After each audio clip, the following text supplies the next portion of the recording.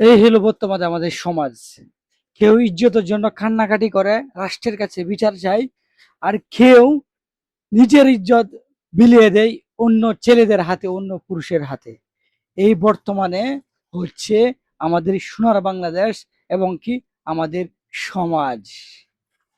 Rape করেছে একটা, মানে ভিডিও করেছে একটা ছেলে, আর রেপ করেছে 4 জন।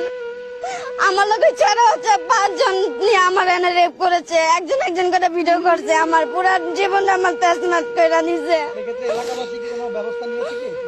না, কোনো ব্যবস্থা নেই নাই। পুলিশও 2 জন আসামি ঘুরে বেড়ে পুলিশে ধরে না, আর আমগো বলে চলে যাইতে। প্রভাবশালী না তারা এই জায়গায় মানে ম্যানেজার নি করে। আর তার স্বামী হলো যে বিএনপির নেতা, এই আগে নগা ছিল, নগাতন বিএনপির নেতা গিরি করে এই জায়গায় এসে পলাইছে